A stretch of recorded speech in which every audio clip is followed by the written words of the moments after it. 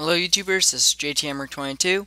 Today I'll be going over 3 programs that you can use to record your desktop computer screen, going through their features, how much they cost, and a whole bunch of other different features and things that I personally like about them. So first, I'm using this, to create this video, I'm using ScreenFlow 5, which I've been using ScreenFlow for almost, I forget, I've been using it for a very long time now. But I like this program because it's easy to record with. Also, when you're done, this screen like this pops up and it has its editor inside itself. So you can edit, make quick edits here. You can make things pop up on your screen. You can make your mouse, instead of just having a standard mouse like this, you can have it like a little circle, and whenever you click it, it has like a radar that pops out. You can add text onto the screen. You can add annotations to block stuff out. You can also add other musics and other media to add to your video.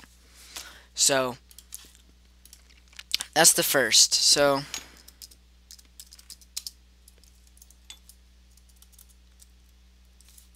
ScreenFlow 5 right here.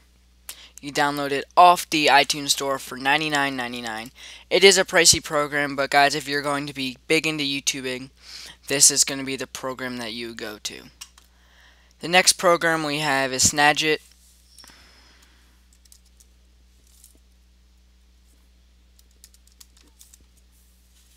Right here by TechSmith. I actually got this program when it first came out and it was free, so I never had to buy it. But right now it is 50 bucks.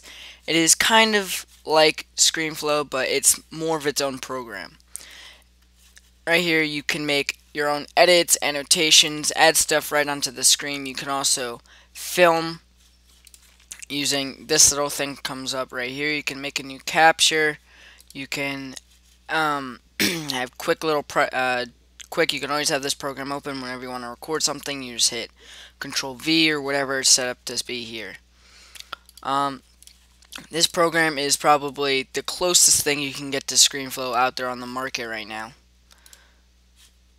So as you can see, then you can also choose where you want to film. If you want to film in big areas, small areas, the whole screen, you could choose to just set up the whole screen. You can also take pictures and videos. As you can see right here, you could take a picture, you can also take a video, you can also change the dimensions if you want, or you could flip or restart over. And this is like a little hourglass. If you want to just get a picture, this is what you use to get the picture. Very good quality. The last program is a free program, but you would need another editing software with it. So if you want to get Sony Vegas, Premiere Pro, or even iMovie, because iMovie comes with your Mac now, and that would be QuickTime Player right here, this little program. So what you do is you open it, and you just go up here to File, and as you can see New Screen Recording. Bam, you can screen record right there. This is my first screen recording program I've ever used, and I've actually really liked it, but then I was starting to get problems with it because my computer was dying out and it wasn't working well.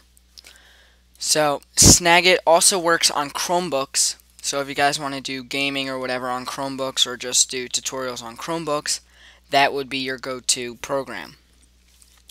Again, QuickTime Player, it's free, but you'd have to have your own software to record with. And last is my favorite, ScreenFlow. I am using ScreenFlow 5 right here.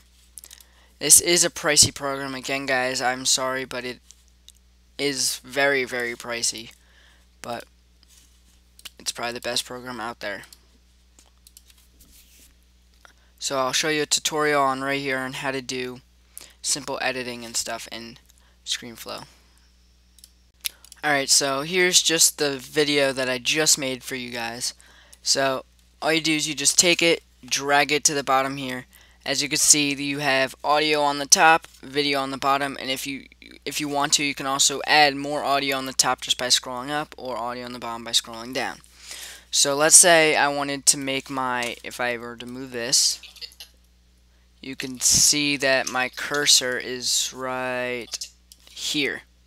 So if I wanted to make my cursor something, I just click on the bottom here, and then I would go over to show mouse pointer. I could do radar, so then whenever I click, or the pointer, as you can see now, it's a tiny circle here, or a dark circle, or square even.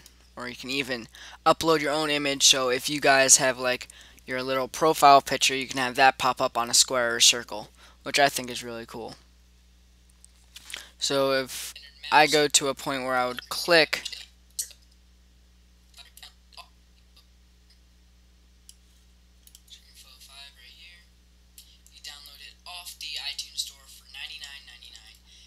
as you see right there, it had that like tiny little circle that blinked up red.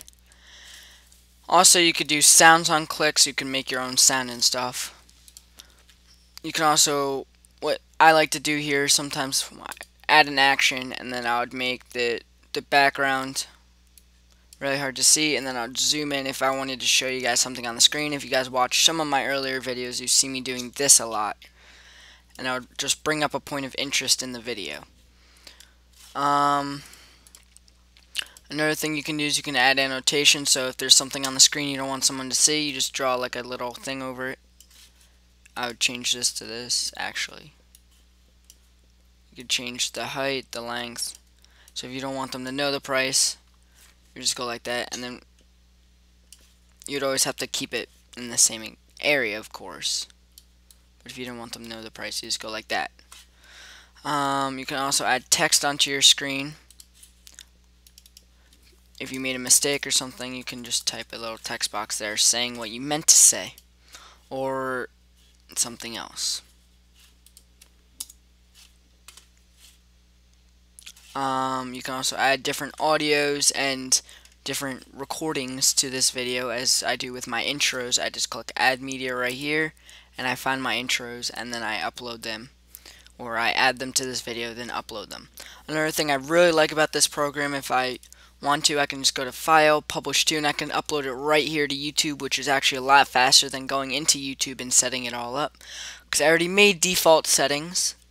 All I click is next, and it already did all my default settings. All I have to do is fill out the name, the description, tags, and then the category, and that is it. And then you just click publish, and it uploads it right to YouTube without all the other settings that if you upload right to YouTube would make you do.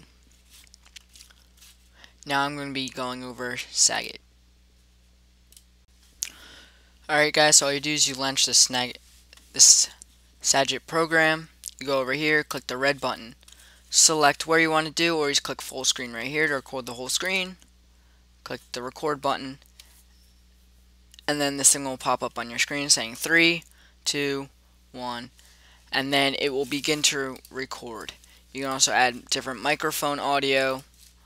You can disable microphone audio. You could show the recorder, which is this thing right here, which will not show up in your video, but it will show up right here. If you want to add system audio, or if you want to add your microphone audio, which as you can see it's moving right now because I'm talking. You can also restart, delete and restart, and other stuff. So all you do is when you're finished, you just click the stop button, process your video, puts it right here into a little program editor, and you can see this is a video I made before. They give you tips here, which I do is you click the X to get rid of them, and then you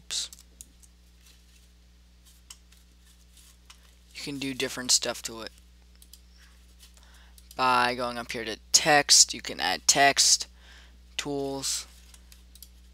You can also right click and show where it is in Finder. You can capture a frame if you want to take a picture of something during the video. You also click that button if you want to do that too. You can also sign up. You can email this video right to someone.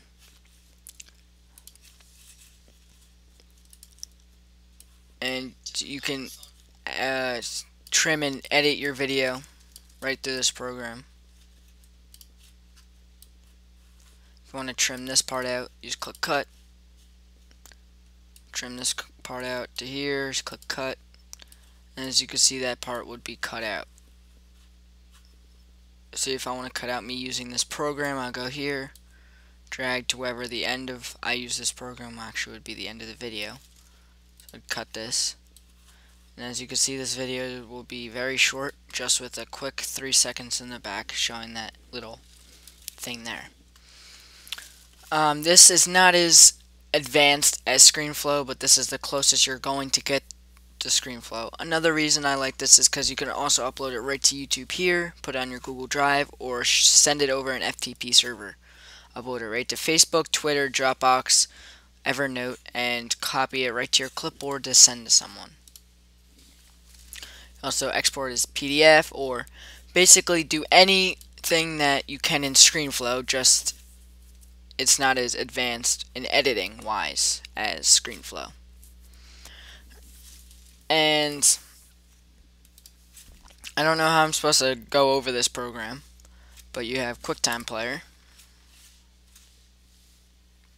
All you do is you just go up here, click screen recording. And then last program, which I didn't go over in the beginning, would be OBS. I use this for my live streaming and my game recording. But all you do is you get OBS, which is free. Again, you do need a software editor. But here you can do computer screen, you can do a certain window display if you only want them to see, let's say, the window, or the desktop picture, or the cursor, or not that, the cursor, so they can only see places where the cursor would be. The desktop, the menu bar, so you can see it like highlights. Or if I were to have Safari open,